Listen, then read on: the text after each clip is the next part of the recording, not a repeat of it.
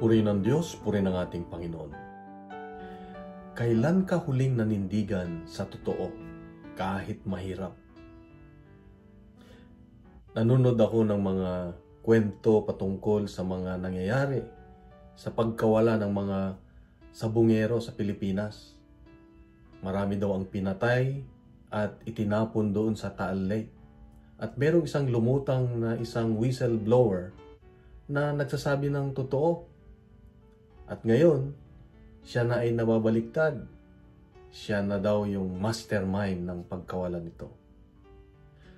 Dito makikita natin na pag ikaw ay nagsasabi ng totoo, very risky. The truth is risky. But it's worth it. Sa Ebanghelyo ngayon, makikita natin na namatay si Juan dahil sa pagsasabi niya ng totoo, si Juan Bautista. Sinabihan niya si Herod, sabi niya na masama yung ginagawa niyang inagaw niya yung asawa ng kanyang kapatid na si Philip. At dahil dito, galit na galit itong si Herodias kay Juan Bautista. Kaya hiningi niya kay Herod na pugutan ng ulo si Juan Bautista. Kaya sinunod naman itong Herod. Kaya dito natin makikita na pwede kang mapahamak, pwede kang pagtawanan, pwede kang i-unfriend sa social media, pwede kang huwag pansinin o magalit sila sa iyo dahil sa pagsasabi mo ng totoo. At nawa yung pagsasabi natin ng totoo ay may magandang layunin, hindi yung ikalat o siraan ang ibang tao, kundi para tulungan siya na maging maayos at magabayan siya patungo sa katotohanan.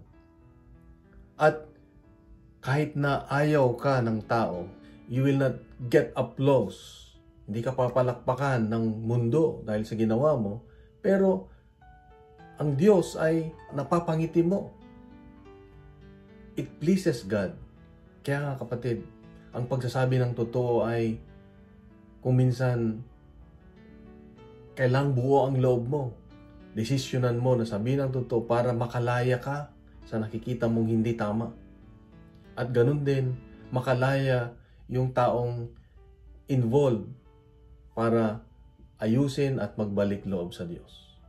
Kung minsan, at malimit, pag tayo nagpo-post ng patungkol sa Diyos, 1, 2, 3 lang ang nagla-like.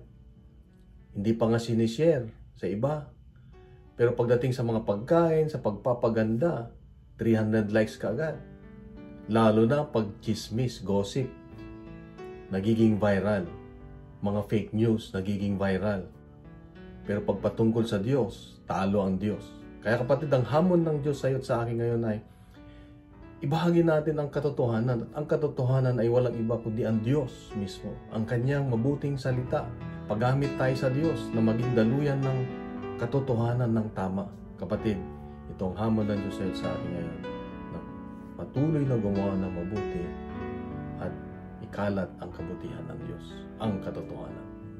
Kung nagustuhan po natin ang ating reflection ngayon, ay bahagi natin sa social media at gawin nating viral ang salita ng Diyos. Punuin natin ng good news ang social media, hindi fake news. Sa mapagpalang araw sa mga magsabuhay. God bless and God is good.